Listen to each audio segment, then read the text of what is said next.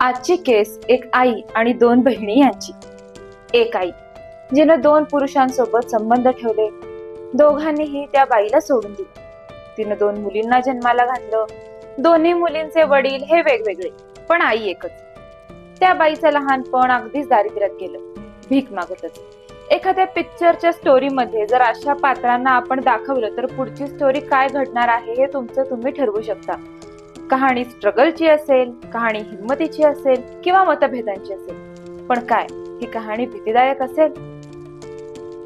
त्या तीन महिला ज्यांनी सुमारे 42 लहान मुलांची हत्या केली. हत्येची बाब जर इतकी भयानक असेल तर त्यापेक्षाही भयानक आहे त्या हत्येमागचं कारण.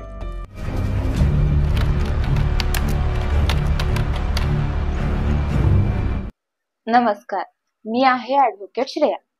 कायद्याच्या विषयातले वेगवेगळे किस्से, घटना, घडामोडी, केस लॉज घेऊन तुमच्या भेटीला येत असते. या सगळ्या गोष्टींमध्ये तुम्हाला जर इंटरेस्ट असेल तर चॅनलला नक्की सबस्क्राईब करा. पुण्यात एक कारागृह आहे, येरवडा कारागृह. हे तेच जेल आहे जिथं कसाबला फाशी दिली गेली, जिथं संजय दत्त सुद्धा कोणे एकेकाळी बंद होते. आणि याच जेलमध्ये रेणुका आणि सीमा या दोन बहिणी सुमारे 30 वर्षांपासून बंद आहेत. या दोघींनाही फाशीची शिक्षा सुनावण्यात आलेली होती, जी यथावकाश जन्मठेपेमध्ये बदलली गेली. आता फाशी का नाही झाली हा एक मोठा प्रश्न आहे, पण सध्या तरी जाऊयात आपण केसच्या सुरुवातीला. एक चुणचुणीत मुलगी जिचं नाव अंजना, जी एका ट्रक ड्रायव्हरच्या प्रेमात पडली आणि त्याच्या सोबतच पळून ती पुण्याला आली. काही दिवस सोबत राहिल्यानंतर अंजनाला एक मुलगी झाली, जिचं नाव तिनं रेणुका ठेवलं. मुलीच्या जन्मानंतर काही दिवसांनी त्या ट्रक ड्रायव्हरनं त्या अंजनाला सोडून दिलं आणि अंजना आणि रेणुका या दोघीही रस्त्यावरती आल्या. त्यानंतर वर्षभरातच तिची ओळख झाली रिटायर्ड सैनिक मोहन गावित यांच्याशी. दोघांनीही लग्न केलं. या लग्न संबंधातून अंजनाला अजून एक मुलगी झाली, जिचं नाव तिनं सीमा असं ठेवलं. पण सीमाच्या जन्मानंतर मोहननंही अंजनाला सोडून दिलं. अंजना पुन्हा रस्त्यावरती आली. तिच्यावरती दोन मुलींचं पालन पोषण करण्याची जबाबदारी होती. मुलींचं पोट भरण्यासाठी तिनं चोऱ्या माऱ्या करायला सुरुवात केली. काहींचे खिसे कापले तर काहींच्या बॅग घेऊन ती पळून गेली. मुली जेव्हा मोठ्या झाल्या तेव्हा त्याही तिची मदत याच कामामध्ये करू लागल्या. भीक मागणं आणि चोरी करणं ही दोनच कामं फक्त अंजनाला येत होती आणि हीच कामं तिनं आपल्या मुलींना शिकवली, कारण त्यांच्यासाठी हाच रोजगार होता. आयुष्य पुढं सरकत होतं, पण एक दिवस असं घडलं की अंजनाच्या आयुष्यानं एक वेगळं वळण घेतलं. एक दिवस अंजनाला रस्त्यावरती एक मूल दिसलं. हे बाळ एकटं होतं आणि खूप रडत होतं. अंजनानं त्या मुलाला उचललं आणि सोबत घेऊन आली. कदाचित तिचा इरादा ते बाळ विकून टाकायचा होता. अंजना दुसऱ्या दिवशी मंदिरात कुणाची तरी पर्स चोरत होती, तेव्हा लोकांनी तिला पकडलं. दरम्यान तिच्या सोबत ते बाळही होतं. लोकांनी पोलिसांना बोलवण्यासाठी आरडाओरडा जसा चालू केला तसं अंजनानं त्या मुलाला जमिनीवरती आपटलं. लहान मुलाच्या डोक्यातून रक्तस्राव चालू झाला. आता लोकांचं लक्ष अंजनाच्या चोरीवरती नाही तर त्या लहान मुलाच्या डोक्यातून वाहणाऱ्या रक्ताकडे होतं. अंजना गळा फोडून हे सांगू लागली की एका बाळाची आई काय चोरी करेल का? बाळाला तडपताना बघून लोकांना दया आली. त्यांना वाटलं की कदाचित या बाईनं चोरी केलेली नसावी, आणि जरी केलेली असेल तर बाळाला काहीतरी खायला द्यायच्या इराद्यानं तिनं हे कृत्य केलेलं असणार. पण कुणालाही हे माहिती नव्हतं की हे मूल तिचं नाहीये तर अपहरण केलेलं आहे. अंजना त्या मुलाला घेऊन तिथून निघून आली खरं, पण त्या लहान मुलाच्या डोक्यातून रक्त कंटिन्यू वाहत होतं. ना जेवण, ना दूध, ना पाणी, ना त्या बाळाचे आईबाप. अंजना आणि तिची मुलगी सीमा यांनी त्या बाळाला चूप बसवण्याचा बराच प्रयत्न केला, पण ते शांतच बसेना.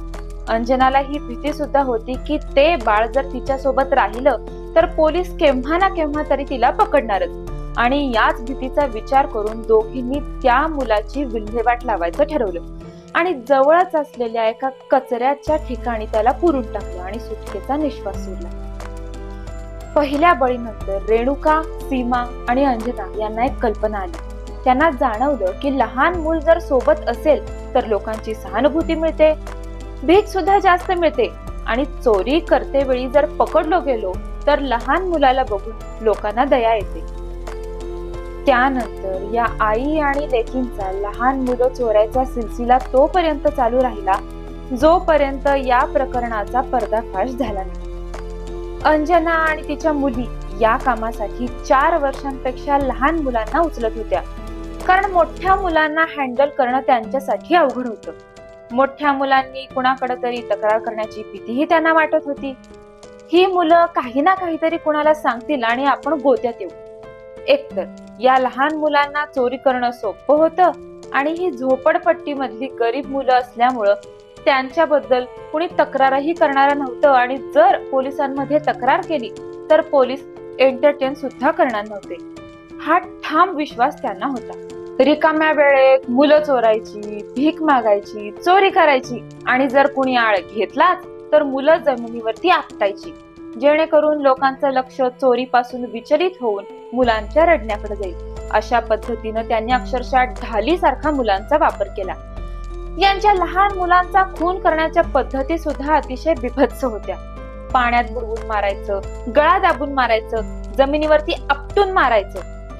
यथावकाश लहान मुलांना जीवे मारणं म्हणजे यांच्यासाठी एखादं खेळणं तोडण्या इतकं सोपं झालं होतं. एक दिवस या तिघींनी मिळून भावना नावाच्या एका मुलीला किडनॅप केलं.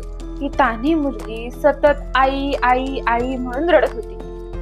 त्या तिघींनी मिळून त्या मुलीचा खून केला आणि इवल्याशा मृतदेहाला पॉलिथिनच्या पिशवीमध्ये भरलं. कुठेतरी लांब फेकून द्यायच्या इराद्यानं त्या घराबाहेर पडल्या. रस्त्यात त्यांना एक सिनेमा हॉल दिसला. तिघींनी विचार केला की एखादा सिनेमा पाहूयात. त्या आतमध्ये गेल्या. मृतदेह त्यांच्या हातातच होता. सिनेमा पाहून झाल्यानंतर पिशवी सिनेमागृहाच्या बाथरूम मध्येच टाकून त्या तिघी चुपचाप तिथून निघून आल्या. दुसऱ्या दिवशी सफाई कर्मचारी आल्यानंतर त्या मृतदेहाबद्दल समजून आलं. अशा प्रकारे या तिघींनी मिळून 1990 पासून 1996 पर्यंत सुमारे 6 वर्षात एकूण 42 लहान मुला मुलींची हत्या केली. अंजना आणि तिच्या मुलींच्या या कृत्याचा पर्दाफाश कसा झाला याचं वास्तव सुद्धा खूप रोमांचकारी आहे. सुरुवातीला जसं सांगितलं की अंजनानं मोहन गावित नावाच्या एका माणसासोबत लग्न केलेलं होतं. मोहन गावितनं अंजनाला सोडल्यानंतर अजून एक लग्न केलं. तिचं नाव होतं प्रतिमा. दोघांनाही एक गोंडस मुलगी झाली, क्रांती नावाची. सन 1996 मध्ये क्रांतीला कोणीतरी किडनॅप केलं आणि तिचा खून केला. प्रतिमा आणि मोहन पोलिसांच्याकडे गेले. पोलिसांनी तपास चालू केला. त्यातून असं निष्पन्न झालं की या हत्येमागं रेणुका गावित आणि सीमाचा सहभाग होता. पोलिसांनी दोघींनाही अटक केली आणि भीतीपोटी त्यांनी आपला गुन्हा कबूलही केला आणि हे सुद्धा सांगितलं की कशा प्रकारे अंजनानं या गुन्ह्याचं प्लॅनिंग केलेलं होतं. खरं तर अंजनाला जेव्हा मोहनच्या दुसऱ्या लग्नाबद्दल समजलेलं होतं तेव्हाच ती आपल्या मुलींना घेऊन मोहन सोबत राहायला आलेली होती. काही काळानंतर तिनं मोहनचं घर सोडलं, मात्र एक निश्चय केला की ती मोहनच्या मुलीला जिवे मारून टाकेल. म्हणूनच तिनं आपल्या दोन्ही मुलींसह क्रांतीला किडनॅप केलं आणि तिचा गळा दाबून विरघळून खून केला. पोलिसांनी सीमा आणि रेणुकाकडून सत्य काढून घेतलं. दोन्ही बहिणींच्या मदतीनं ते अंजनापर्यंत सुद्धा पोहोचले. अंजनाची चौकशी चालू झाली. अजून काही तथ्य समोर आली. त्या एरियामधून बेपत्ता झालेल्या मुलांच्या तपासाबाबतच्या तारा जुळून येऊ लागल्या. पोलिसांच्या हाती सुरुवातीला काहीच लागलं नाही, परंतु त्यांना हे समजलं की रेणुकाचा एक पती सुद्धा आहे, करण सिंग नावाचा. त्याची या गुन्ह्यामध्ये इन्व्हॉल्वमेंट तर नव्हती, परंतु पोलिसांच्या कर्तव्य दक्षतेमुळे तो माफीचा साक्षीदार बनायला तयार झाला. त्यानं हे सांगितलं की त्यांनी या महिलांना खून करताना तर पाहिलेलं नव्हतं, परंतु त्यानं रेणुकाला म्हणजे अंजनाच्या मुलीला घरात काहीतरी मोजताना पाहिलेलं होतं. ती त्या मुलांची मोजणी करत होती ज्यांना तिनं आपल्या आई आणि बहिणी सोबत मिळून मारलेलं होतं. करणच्या म्हणण्यानुसार त्या तिघींनी सुमारे 42 लहान मुला मुलींना ठार मारलेलं होतं. जेव्हा ही बातमी प्रेसच्या हाती लागली तेव्हा एकच हल्लकल्लोळ माजला. पूर्ण महाराष्ट्रातच काय तर देशाभरात सुद्धा इतक्या मोठ्या स्तरावरती सिरियल किलिंगचा हा धडाका कधीच झालेला नव्हता. भारतातच नाही तर अख्ख्या जगातल्या सगळ्यात खतरनाक आणि वेदनादायी प्रकरणांपैकी हे एक प्रकरण होतं. सरकारनं या प्रकरणी सीआयडीची एक टीम स्थापन केली. हे गुन्हे 1990 ते 1996 दरम्यानचे असल्यानं ज्यादातर प्रकरणांमध्ये पुरावे सापडूच शकले नाहीत. 13 किडनॅपिंग आणि 6 खुनांमध्ये या 3 बायकांची इन्व्हॉल्वमेंट आहे हे समोर आलं. अटकेनंतर 2 वर्षांनी 1998 मध्ये अंजनाचा एका मोठ्या आजारानं मृत्यू झाला. राहिल्या रेणुका आणि सीमा. 2001 मध्ये सेशन कोर्टानं या दोघांना फाशीची शिक्षा सुनावली. या निर्णयानंतर हायकोर्टामध्ये अपील झालं, सुप्रीम कोर्टामध्ये अपील झालं, परंतु या दोन्ही कोर्टानं सुद्धा असं म्हणलं की अशा बायकांसाठी मृत्यूदंडाच्या शिक्षेपेक्षा कमी असं काहीच नाही. जेव्हा सुप्रीम कोर्टाचा सुद्धा दरवाजा बंद झाला तेव्हा एक शेवटचा दरवाजा शिल्लक राहिला होता, तो म्हणजे राष्ट्रपतींच्याकडं क्षमायाचना मागण्याचा, मर्सी पिटिशन. 2014 मध्ये राष्ट्रपती होते प्रणव मुखर्जी. त्यांनीही कोणतीच दया दाखवली नाही आणि सुप्रीम कोर्टाच्या निर्णयाशी सहमती दाखवली. यानंतर दोघींनी पुन्हा एकदा हायकोर्टाचंच दार ठोठावलं. हायकोर्टानं याच्यावरती 2022 मध्ये निर्णय देत असं सांगितलं की सरकारतर्फे मर्सी पिटिशनवर गरजेपेक्षा जास्त काळ घालवला गेलाय आणि याच कारणामुळे दोघींच्या फाशीच्या शिक्षेला जन्मठेपेमध्ये तब्दील केलं गेलं. सीमा आणि रेणुका मृत्यूदंडाच्या शिक्षेपासून तरी वाचल्या, पण त्यांचं संपूर्ण आयुष्य जेलच्या सळ्यांच्या मागे आजही सडत राहिलेलं आहे. मित्रांनो, ही होती आजची केस. याविषयी तुमच्या काय भावना आहेत, हा व्हिडिओ तुम्हाला कसा वाटला हे मला आवर्जून कमेंट बॉक्स मध्ये सांगा. व्हिडिओ आवडला तर व्हिडिओला लाईक करा, शेअर करा आणि हो, चॅनलला सबस्क्राईब करायला विसरू नका. धन्यवाद.